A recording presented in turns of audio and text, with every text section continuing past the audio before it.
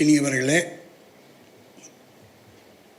என்னுடைய நண்பர் திப்பு அவர்கள் எழுதிய அறிவுக்கு வந்தோர் வாசிக்க ஆனது என்கிற ஒரு அதிர்ச்சி தலைப்போடு கூடிய ஒரு புத்தகத்தை, அது குறுநாவலா நாவலா அதெல்லாம் எந்த வகையிலும் அது அடங்காத ஒரு நூல் என்ப ஒரு நூலை இங்கு வெளியிடுவது படைப்பு இயக்கம், படைப்பு குழுமம் என்பது மிகவும் மகிழ்ச்சி அளிக்கிறது. ஏன்னா படைப்பு ஜின்னா அவர்கள், நானும் பார்த்து வருகிறேன், கடந்த 10 ஆண்டுகளுக்கு மேலாக தொடர்ந்து ஏராளமான நூல்களை, ஏராளமான புதியவர்களை எடுத்து வந்து கவனத்தில் ஈர்த்து கொண்டே இருக்கிறார். மாபெரும் விழாக்களை நடத்தி அதிலெல்லாம் புதிய புதிய குரல்களுக்கு ஒரு மேடை அமைத்து கொடுப்பாது. இப்போ திப்பு அவர்களுடைய குரலுக்கு ஒரு இடம் கொடுத்திருக்கிறார். அது மிகவும் மகிழ்ச்சி அளிக்கிறது. திப்பு அவர்கள் ஜெயகாந்தனினுடைய சபையில் இடம்பெற்றார் என்ற ஒரு பெயரில் அவர் வந்து இப்போ படைப்பு குழுமத்திலும் இடம்பெறுகிறார் என்பது மிகவும் மகிழ்ச்சி அளிக்குது. ஏன்னா அது ஒரு மறு வாசிப்புக்கு இது ரொம்ப உதவி செய்யும் என்று நினைக்கிறேன். இப்போ வந்து திப்பு அவர்கள் பற்றி நான் சொல்கிறதா இருந்தால், திப்புவை என்னுடைய இளமை கால தோழர் எழில்முத்து தான் முதலாக அறிமுகப்படுத்தினார். எங்கள் வீட்டுக்கு அழைத்து வந்தார். அவரை பார்த்தபோதே எனக்கு வந்து ஒரு ஆச்சரியப்படத்தக்க ஒரு என்னவா இருப்பார், இவர் யாராக இருப்பார் அப்படின்லாம் ஒரு ஆச்சரியத்தை தூண்டக்கூடிய ஒரு வகையில் அவர் என்னை பார்க்கும்போது எனக்கு தோன்றியது. அடுத்தது அவரோடு நான் பல முறை சந்தித்து பேசக்கூடிய வாய்ப்புகளும் இருந்தது. நான் அவரை வந்து ஜெயகாந்தனுடைய சபையிலும் பார்த்திருக்கிறேன். ஆனால் அந்த சபையில் அவர் வந்து கரைந்து, அந்த சபையில் அவர் தனியாக இருக்க மாட்டார், அதில் சபையோடு சபையாக இருப்பார். அது அத்தகையவராக இருந்தவர். இப்போ சில ஆண்டுகளாக என்னை சந்தித்து பேசுகிற ஒரு வாய்ப்பு, தொடர்ந்து பேசுவார். அவர் பேசுகிற விஷயங்களை கேட்கும்போது ஏதோ ஒரு பெரிய ஒரு மர்ம நாவலை படிப்பது போல், அவருக்கு என்ன தான் சொல்ல வர்றாரு, எதை நோக்கி தான் பயணப்பட்டிருக்கிறாரு அப்படின்னு சொல்ல அவருடைய வாழ்க்கையே வந்து ரொம்ப ஒரு சுவாரஸ்யமான விஷயமாக எனக்கு தோன்றி இருக்கிறது. அப்போ அவருக்குள்ளே ஏதோ ஒரு விஷயம் இருக்குது, எதையோ ஒரு பெரிய தேடுதல் அவருக்குள்ளே இருக்குது அப்படின்றது எனக்கு வந்து எப்போவுமே ஒரு ஆச்சரியப்படக்கூடிய விஷயமா, இவருக்குள்ளே என்ன இருக்கும், நீங்கள் எழுதுங்க எங்ககிட்டலாம் பேசிகிட்டு இருந்தால் போதாது, நீங்கள் அதை ஒரு புத்தகமாக எழுதுங்க திப்பு அப்படின்னு சொல்லிட்டு நாங்கள் சொன்னோம். ஆனால் திப்புன்னு சொல்லும்போது நான் வந்து எல்லாருமே அவரோட ரொம்ப நெருங்கியவர்கள். அவருடைய குடும்பத்தார் கூட வந்திருக்காங்க, அவங்க மகள்களெல்லாம் வந்திருக்காங்க. அவங்களெல்லாம் ஏதோ கொல்லந்தேரில் ஊசி வைக்கிற மாதிரி இல்லை. ஆனால் திப்புன்றவருடைய உண்மையான பெயர் என்ன அப்படின்னு கேட்டால், அவர் திப்பு சுல்தான் அவருடைய பெயர். அந்த பெயர் கொண்டவர் காமாட்சி அம்மன் கோயில் உள்ள நுழைஞ்சாருன்னா அவர் அந்த கர்ப்பகிரகத்தவர்கள் அப்படியே அழைச்சிட்டு போவாங்க, எல்லாருமே முக்கியத்துவம் கொடுத்து. அந்த இடத்துல இந்த மதங்கள் இதையெல்லாம் கடந்து ஒரு உண்மையை தேடிக்கொண்டிருக்கிற ஒரு மனிதர். இன்னும் அவருடைய சொந்த வாழ்க்கையை பற்றியெல்லாம் சொன்னாலே ரொம்ப ஆச்சரியமாக இருக்கும் உங்களுக்கு. இந்த நாவலை விட ரொம்ப சுவாரஸ்யமான வாழ்க்கை அவருடையது. அது சொல்லலாமா வேணாமான்னு தெரியல. அவர் வந்து வேண்டாம், அதை நான் இது பண்ணுறேன். ஏன்னா அந்த அளவுக்கு ஒரு பெரிய உயர்ந்த ஒரு வாழ்க்கை வாழ்ந்திருந்த ஒரு மனிதர் ஒரு தேடலின் காரணமாக, நிஜமான ஒரு தேடலின் காரணமாக தன்னுடைய வாழ்க்கையை செலவிட்டிருக்கிறார். இப்படியெல்லாம் இந்தியாவில் வந்து நம்ம தமிழ் சூழலில், அந்த தமிழ்நாட்டிலலாம் இப்படியெல்லாம் வாழ முடியுமா? ரொம்ப கஷ்டம். நம்ம நினச்சபடியே நம்ம தேடலை மட்டுமே வைத்துக்கொண்டு இப்படியெல்லாம் வாழ முடியுமா? அதெல்லாம் சமூகத்தில் இடம், அப்படி ஒரு கலைஞனுக்குன்னு ஒரு மூலையே இல்லைங்க. இங்கே நம்ம சமூகத்தில் கலைஞன்னு ஒருத்தன் இருக்கான்ல, அவனுக்கு தனியாக ஒரு கார்னர் இருக்கா? ஒவ்வொருத்தருக்கும் ஒவ்வொரு மூலை கொடுத்துருக்காங்க. ஆனால் இந்த உண்மையை தேடிக்கொண்டு இருக்கிற ஒருவனுக்கு ஒரு இடம் இருக்கான்னா அப்படி ஒன்றும் இடம் கிடையாது இங்கே. இப்போது அவரோடு பேசும்போதில் எனக்கு என்ன தோணுன்னா, அந்த அவர் வந்து அது என்னன்னு சொல்கிறது, அவர் வந்து எதையோ ஒரு தேடிக்கிட்டு இருக்காரு. அந்த தேடல் என்ன அப்படின்றது தான் எங்களுடைய மர்மமாக இருக்கும். இப்போ அந்த எல்லாத்துக்குமே பதில் கொடுக்கக்கூடிய ஒரு விஷயமா இந்த புத்தகம் அறிவுக்கு வந்தோர் வாசிக்கானது என்ற புத்தகம் இருக்கிறது. இந்த அவருடைய இந்த புத்தகத்தை படிக்கும்போது எனக்கு அடிக்கடி ஞாபகம் வர்றது இந்த சார்ல்ஸ் புக்கோவ்ஸ்கியினுடைய ஒரு கவிதை. இந்த சார்ல்ஸ் புக்கோவ்ஸ்கியினுடைய கவிதை அடுத்து அந்த பவுலோ கொய்லோவை பற்றிய நினைவு அதிகமாக வந்தது. அந்த இடத்துல ஒரு பவுலோ கொய்லோ என்கிற ஒரு மிக்ஸ் வந்து அவர் ஒரு போர்ச்சுகீசிய எழுத்த மொழியில் எழுதக்கூடியவர். அவர் வந்து இளம் பருவத்திலிருந்தே உண்மையை தேடிக்கொண்டு ஒரு எழுத்தை, ரொம்ப சத்தியமான ஒரு எழுத்தை தேடிக்கொண்டு இருந்ததை பார்த்துட்டு அவங்க குடும்பத்தினர்லாம் என்ன செய்யிட்டாங்க, அவர் வந்து ஒரு மனோதத்துவ டாக்டரேட் போயிட்டாங்க. அவருக்கு ஏதோ ஒரு உளவியல் கோளாறு இருக்குது அப்படின்னு சொல்லிட்டு. ஏன்னா அவர் சராசரியாக ஒரு மனுஷன் இல்லை. அவன் எதையோ உண்மையை தேடுறான், அதை தேடுறான்னு சொல்லி அவன் வந்து சுற்றுறதுக்கும் தேடுறதுக்கும் எழுதுறதுக்குமா எழுதுறதுன்றது வந்து ஒரு மனவியல் கோளாறுன்னு கருதப்பட்ட ஒரு நாட்டில் அவன் வந்து தொடர்ந்து அவனை வந்து ஒரு உளவியல் நிபுணர்கள்கிட்ட அனுப்பி அவருக்கு ஊசியெல்லாம் போட்டு மருந்தெல்லாம் கொடுத்து துன்புறுத்தி இருக்காங்க. அவன் வந்து ஆல்கமிஸ்ட் என்கிற ஒரு நாவலை எழுதுனான். அந்த ஆல்கமிஸ்ட் என்ற நாவலை எழுதின பிறகு தான் அதை வந்து வெளியிடுறாங்க முதல்ல ஒரு முறை. அந்த ஒரு முறை வெளியிட்ட போது அந்த புத்தகம் அதிகமாக விற்கலை. அந்த பவுலோ கொய்லோனுடைய அந்த ரசவாதின்னு தமிழில் வந்திருக்கு அந்த புத்தகம்.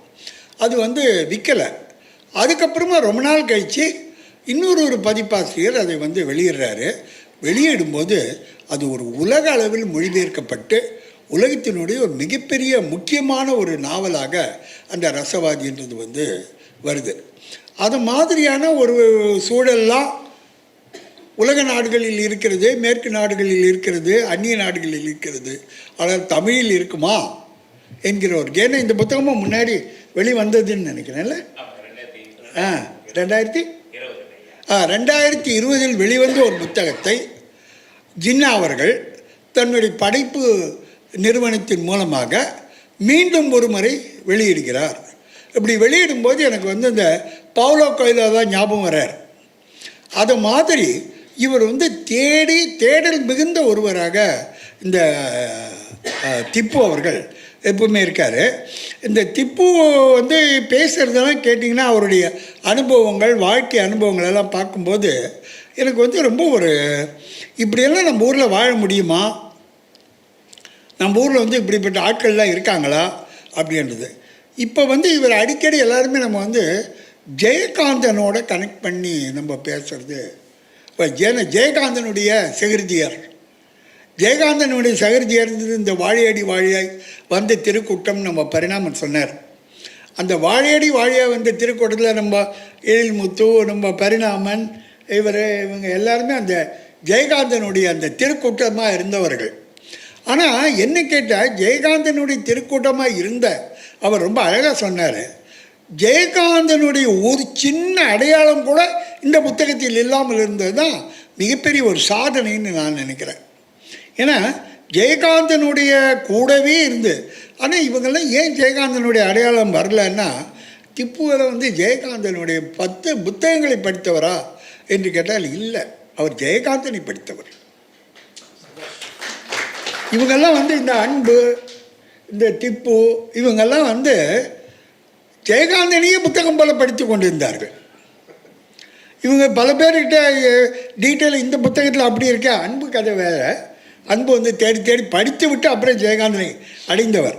ஆனால் இவங்கெல்லாம் ஜெயகாந்தனை பார்த்து விட்டு அப்புறம் இந்த ஜெயகாந்தனை பற்றி யோசிக்கும்போது ஜெயகாந்தன் வந்து ரொம்ப அவர் ஒரு தடவை நான் ஒரு இன்டர்வியூ எடுத்தேன். அது நம்ம பரிணாமனுக்கெல்லாம் தெரிஞ்சிருக்க வாய்ப்பு இல்லை.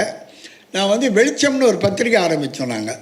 அந்த பத்திரிகையில் முதல் அவருடைய நேர்காணல் போடணும்னு சொல்லிவிட்டு அவர்கிட்ட போனால், அப்போ நான் ரொம்ப சின்ன பையன், ஒரு 23 வயது இருக்கும். அவர் போய் கோவேந்தன், புலவர் கோவேந்தன் எழில்முத்துனுடைய அப்பா தான், அவர் தான் அழைச்சிட்டு போனார். அழைச்சிட்டு போய் அங்கே நம்ம மடத்தில் ஆழ்வார் பேட்டையில் இந்த மடத்தில் தான் நாங்கள் சந்தித்தேன். அப்போ வந்து ஜெயகாந்த் என்ன நிலைமையில் இருந்தாருன்னா, அது வந்து அப்படியே நாற்புறமும் திறந்த ஒரு இது அந்த இடம் காத்தோட்டமாக இருக்கும், காற்றும் வெளிச்சமும் அப்படியே பூந்து விளையாடும். பரிணாமனுக்கு தெரியும். ஆமாம், புகை மண்டலம் இருக்குது. அதில் ஜெயகாந்தன் ஒரு லுங்கி எடுத்து மேலே கட்டிக்கிட்டு தரையில் படுத்து உருண்டுக்கிட்டு இருக்காரு. அந்த லெவலில் தான் நான் போய் அவர் இன்டர்வியூ எடுக்கிறதுக்கு போனால் என்னப்பா இவர் இந்த கதியில் இருக்காரு. அதுக்கப்புறம் எல்லோரும் என்ன செய்கிறாங்கன்னா, அப்படியே வரிசையாக உட்காந்துக்கிட்டு புகை மண்டலத்தில் நடுவில் இருக்கிறாரு. ஒவ்வொருத்தருக்கும் அந்த சிலிப்பி வந்து கை மாறிக்கிட்டு வருது. என்கிட்டையும் வந்து போகிற ஒரு நிலைமை இருக்குது அங்கே. அது போல் நிலைமையில் தான் நாங்கள் இன்டர்வியூக்கு போகிறோம். போனவுடனே ஜெயகாந்தன்கிட்ட நான் என்ன செய்கிறேன், அந்த வெளிச்சம்ன்ற பத்திரிகைக்கு ஒரு தலையங்க மாதிரி ஒன்று முதல் இஷ்யூன்றதுனால அதை அவர்கிட்ட படித்து காட்டுறேன். ஏதாவது ஒரு பேச்சு ஆரம்பிக்கணுமேன்னு சொல்லிட்டு. அப்போ வந்து நான் என்ன சொன்னேன், முதல் வாக்கியம் என்னென்னா, அந்த இதில் இன்னும் ஞாபகம் இருக்குது, வெளிச்சம்ன்றதான பத்திரிகை, அதனால் கலை இலக்கியமும் கலைகளும் இங்கே இருண்டு போய்விட்டுள்ளன என்று குறையும் கோபமும் கொண்ட இளைஞர்களின் கூட்டு முயற்சி தான் வெளிச்சம்னு. இப்படி படுத்து உருண்டுகிட்டு இருந்த ஜெயகாந்தன் திடீர்னு எழுந்து உட்காந்து எடுத்து லுங்கி அப்படி கட்டினார். என்னது, இலக்கியமும் கலைகளும் இருண்டு போய்விட்டதவா? ராமாயணமும் மகாபாரதமும் பிறந்த நாட்டில் வாழ்ந்து கொண்டு நான் இருக்கும் காலத்தில் இருந்து கொண்டு இலக்கியம் கலையும் இருண்டு போயிடுச்சுன்னு எப்படி சொல்வீங்க அப்படின்னு கேட்டார். அப்போயே எனக்கு ஒரு சின்ன பையன் இல்லையா, நான் எனக்கு என்னடா இவர் இப்படி எடுக்கும்போதே இறக்க ஆரம்பிக்கிறாரு அப்படின்னு சொல்லிட்டு அப்புறம் ஃபர்தராக அதை எடுத்து படிச்சுக்கிட்டே வரேன். கடைசியாக நான் ரொம்ப சுருக்கமாக்கிறேன், ஏன்னா என்னை பற்றிய விஷயம் அதில் இருக்கக்கூடாது, நம்ம திப்பு அவர்களை பற்றி பேச வந்த விஷயம். ஆனால் இந்த நினைவுகளை என்னால் கடந்து வர முடியாது. ஏன்னா ஜெயகாந்தனையும் நாங்கள் எல்லாம் பாதி புத்தகத்தையும் ஜெயகாந்தனையும் படித்தவர்கள்.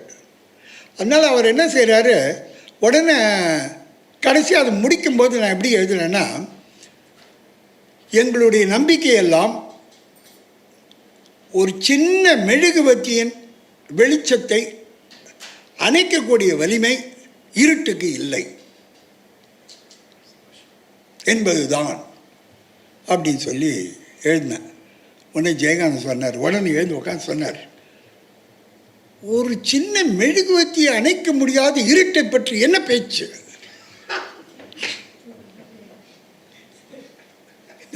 இருட்டா என்ன வெளிச்சம்னு பத்திரிகை நடத்துறீங்களா நீங்கள் தாங்க இருட்டு. சௌரியமாக சம்பளம் வாங்கின்னு ஒரு பேங்க்கில் போய் சம்பளம் வாங்கிட்டு இருக்கிற நீங்களாம் சமுதாயத்துக்காக போராட வருவீங்களா? ஏன் வெளிச்சம் பத்திரிகை நடத்துறீங்க அப்படின்னு ஆரம்பித்து எங்களை அவர் கேட்குறாரு. எழுத்த ரொம்ப அற்புதமான ஒரு வார்த்தையை சொன்னார், எழுத்துன்றது ஹாபியில் வராதுங்க.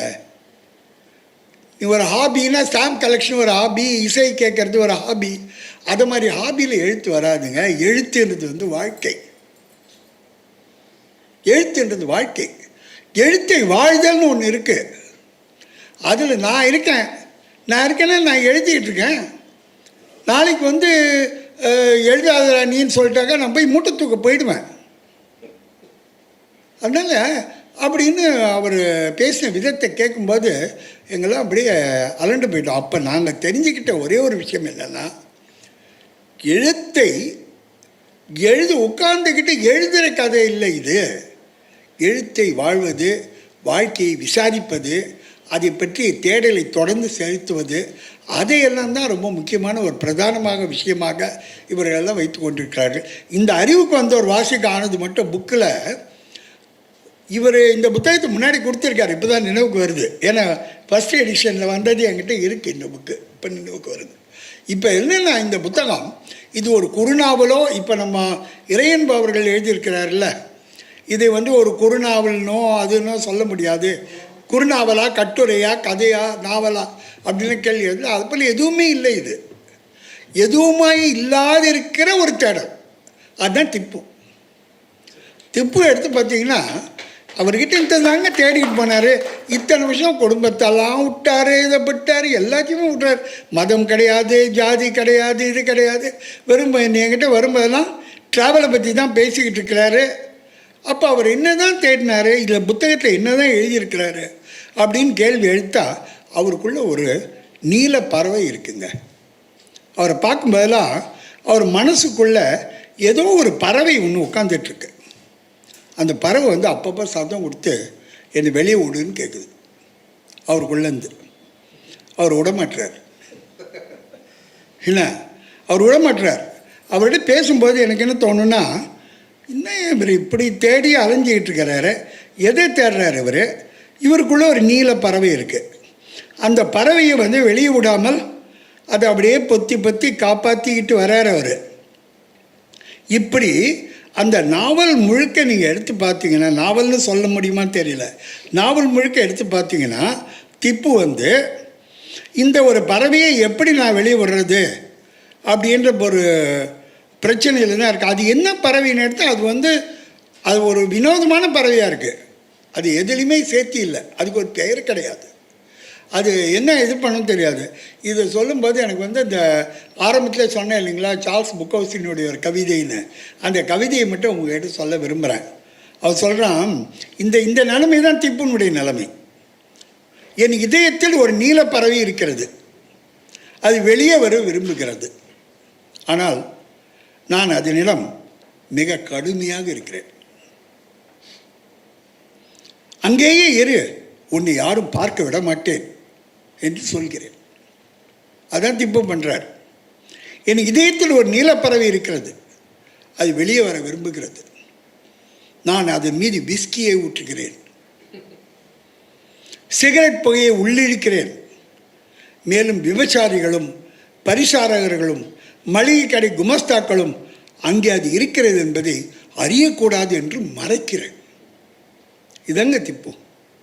திப்புக்குள்ளே ஏதோ ஒன்று இருக்குது, ஒரு தேட்டர் இருக்குது. அதை வந்து ரொம்ப பெருசாக வெளியில் சொல்ல முடியல, சொன்னாக்க எல்லோரும் வந்து தப்பாக சொல்லுவாங்க. அதனால் அவர் வெளியில் விட முடியல அவரை. என் இதயத்தில் ஒரு நீலப்பறவை இருக்கிறது, அது வெளியே வர விரும்புகிறது, ஆனால் நான் அதிடம் சொல்கிறேன், என்னை பாழடிக்க பார்க்கிறாயா? வெளியே வந்து என் படைப்புகளை நாசமாக்க விரும்புகிறாயா?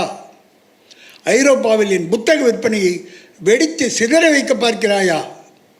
என் இதயத்தில் ஒரு நீலப்பறவை இருக்கிறது, அது வெளியே வர விரும்புகிறது, ஆனால் நான் மிகவும் புத்திசாலி, அதை சில நேரங்களில் வெளியே விடுகிறேன், இரவில் எல்லோரும் தூங்கும்போது மட்டுமே. நான் அதனிடம் சொல்கிறேன், நீ அங்கிருப்பதை நான் அறிவேன், எனவே நீ வருத்தப்படாதே. பிறகு நான் அதை திரும்ப வைத்து விடுகிறேன், ஆனால் அங்கே அதற்குள் அது கொஞ்சம் பாடுகிறது. அதை வெளியே விடுவதை நான் நிறுத்தவில்லை.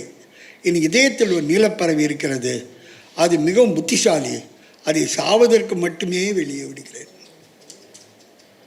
அப்போ வந்து அது வெளியே வந்துடுச்சுன்னா எல்லாம் நிச்சயம் அதை சாகடிப்பாங்கன்னு உத்தரவாதமாக அவன் நினைக்கிறான். அதனால் வெளியில் விட முடியல, சாவதற்காக மட்டுமே வெளியே விடுகிறேன். நாங்கள் இருவரும் அவ்வாறு உறங்குகிறோம். எங்களது ரகசிய உடன்படிக்கையுடன் மேலும் ஒரு மனிதனை அழ வைப்பது என்பது போதுமான அளவுக்கு நல்லதாக இருக்கிறது, ஆனால் நான் அழமாட்டேன், நீங்கள் அழுவீர்களா அப்படின்னு இந்த கவிதை சொல்லுது. இதில் இருக்கிற என்ன மாதிரியான ஒரு டயலமா, என்ன மாதிரியான ஒரு குழப்பம், என்ன மாதிரியான ஒரு தயக்கம் இருக்கிறதோ அதே தயக்கம் தாங்க இந்த புத்தகம் முழுவதும் இருக்கிறது. ஏன்னா அந்த புத்தகத்தில் வந்து பார்த்தா அதில் வந்து அவர் தேடி இருக்க அவருடைய அனுபவங்கள் நேரில் சொன்ன, என்ன கேட்டால் இந்த நாவலை எழுதாமல் அவர் வந்து நம்மளெல்லாம் கவர்ச்சிப்படுத்தணும்லாம் ஒன்றும் ஆசை இருக்குதா தெரியல இந்த புக்கில் படித்தா. ஏன்னா என்னை கவர்ச்சிப்படுத்தணும்னு நினச்சிருந்தா என்கிட்ட அவர் சொன்ன கதைகள் எல்லாம் அவருக்கு எழுதினாலே ரொம்ப பிரமாதமான ஒரு பாவ்லோ கொய்லோவை விட அருமையான ஒரு சம்மதியாக நிற்கக்கூடிய ஒரு எழுத்தாளனாக அவர் வந்துடுவார். அப்படிப்பட்ட அனுபவங்கள்லாம் அவர் என்கிட்ட சொல்லியிருக்காரு. இமயமலை நோக்கி போனபோது, இங்கே போனபோது, அங்கே போகும்போது அவருடைய வாழ்க்கையில் அவர் எதிர்கொண்ட அனுபவங்கள் அவ்வளோ ஒரு அற்புதமான அனுபவங்கள். ஆனால் அந்த அனுபவங்கள் எல்லாம் அவர் எழுதவே இல்லை. எப்படி இந்த பறவையை வெளியே விடுவதற்கு சார்ல்ஸ் புக்கோசி தயாராக இல்லையோ அதே போல் அவரும் அது வெளியே வர்றதுக்கு தயாராக இல்லை. நான் ரொம்ப மர்மப்படுத்தி பேசுகிறேனோ அப்படின்னு சொல்லி நீங்கள் யோசிக்கலாம். ஆனால் இந்த புத்தகமே அது போல் மர்மப்படுத்துகிற ஒரு விஷயந்தான். ஏன்னா அதனால்தான் அவர் துணிச்சலாக அறிவுக்கு வந்தோர் வாசிக்க ஆனதுன்னு சொன்னார் அவர். இது வந்து தமிழில் வந்து ரொம்ப ஒரு ஒரு எந்த விதமான வகை மாதிரிக்குள்ளும் விழாத ஒரு தூய்மையான ஒரு வெளிப்பாடு. அந்த வெளிப்பாடு வந்து தமிழ் இலக்கிய உலகத்துக்குள்ளே அப்படிலாம் ஒரு மூலை இல்லை, அப்படி ஒரு ஜானர் இல்லை. அப்போ எந்த சேனலில் நம்ம போடுவோம்? அப்பா திப்புவப்பா, அவர் என்ன இது போல் அறிவுக்கு வந்தவர் வாசிக்கானதுன்னு எழுந்தவொடனே நான் படிக்கலப்பா அப்படின்னு சொல்லி நிறைய பேர் ரிஜெக்ட் பண்ணிடுறாங்க. அவங்க சொல்கிறாங்க, என்ன அப்படின்னா நான் அறிவில்லாதவனா, நான் ஏன் படிக்கணும்? எல்லாம் முதல்ல அவர் அடிக்கிறதே வந்து ஈகோவில் தான் கை வைக்கிறாரு. கல்லை தூக்கி எறிகிறார் ஈகோவில். அதுக்கப்புறம் அந்த ஈகோவில் அந்த கல்லடி வாங்கின பிறகு யாராவது துணிச்சலாக இருந்தால் அந்த புக்கை படிக்கட்டும் அப்படின்ற மாதிரி. அவருக்கு என்ன தோணுதுன்னா, இதை விட்டாக்க என்ன ஆகும்னு. ஆனால் இந்த இடத்துல அங்கீகாரம் அது இதெல்லாம் பேசணும்ல. நான் ஏன் இதை எல்லாத்தையும் சொல்கிறேன்னாக்கா, வெளிப்படையாக இது வந்து ஏதோ ஒரு திண்ணையில் ஒரு எல்லோரும் மொத்தமாக ஒரு குடும்பத்துக்குள்ளே சாப்பிட்டுட்டு நல்லா வெளிச்சத்தில் பேசிகிட்டு இருப்போம்ல, அது மாதிரி நினச்சிக்கிட்டு தான் நான் பேசுகிறேன். ஏன்னா இங்கே இருக்கிறது வந்து ஒரு ஜெயகாந்தனுடைய திருக்கூட்டம். அந்த ஜெயகாந்தன் வந்து எப்படி வந்து ஒரு எழுத்தையும் வாழ்க்கையும் பிரிக்காமல் ஒரு வாழ்க்கை இருந்தாத, அதே போல் திப்பு அவர்கள் வந்து எனக்கு ஒரு வாசகனாகவும் ஒரு நண்பனாகவும் அவரிடம் நான் வைக்கும் விண்ணப்பம், இந்த புத்தகத்தை எழுதிட்டீங்க, முதல்ல கொஞ்சம் கணத்தில் வந்து மண்ணெல்லாம் அள்ளி கொஞ்சம் தூர்வாரி கொஞ்சம் ஊற்று எடுக்க ஆரம்பிச்சிருக்கு. இனிமேல் நீங்கள் உங்களுடைய அனுபவங்களை எழுதுங்கள். உங்களுடைய வாழ்க்கையில் அனுபவித்த விஷயங்கள்லாம் எழுதி. ஏன்னா மிகப்பெரிய வாழ்க்கையை வாழ்ந்திருக்காருங்க அவர் வந்து அது புத்தகத்தை காட்டிலும் சிறந்தவர். அவர் இந்த புத்தகத்தை காட்டிலும் மேக்சிமம் கார்கி சொல்லுவான், எழுதுகிறவன் தான் எழுதுகிறவற்றை காட்டிலும் சிறந்தவனாக இருக்க வேண்டும். புத்தகம் என்பது என்ன? வாழ்க்கையில் இறந்து போன கருத்த நிழல். இந்த புத்தகம் வாழ்க்கையின் இறந்து போன கருத்த நிழல். அதன் பணி உண்மையை ஜாடையாக சொல்வது. யார்? மேக்சிம் கார்கி சொல்கிறான். உண்மைகளை எல்லாம் போட்டு உடைத்த ஒரு எழுத்தாளர் சொல்கிறான், புத்தகத்தின் பணி உண்மை ஜாடையாக சொல்வது. அந்த ஜாடையாக சொல்லும் கலையில் நம்மளுடைய திப்பு அவர்களுடைய ஒரு முயற்சி இதை நம்ம எல்லாரும் தொடர்ந்து படிச்சுப்போம். ஏன்னா அப்போ தான் அவர் வந்து அடுத்த புத்தகம் எழுதுவார். அவருக்குள் ஒரு நீல பறவை காத்திருக்கிறது. அது எப்போ அவர் வெளியிட வேண்டும் என்ற ஒரு விண்ணப்பத்தை ஒரு ஓரத்து வாசகன் என்ற மகன் உங்கள் முன்னால் வைத்து நான் விடைபெறுகிறேன். வணக்கம். இந்த வீடியோ உங்களுக்கு பிடிச்சிருந்தா லைக் பண்ணுங்க, ஷேர் பண்ணுங்க, கமெண்ட் பண்ணுங்க.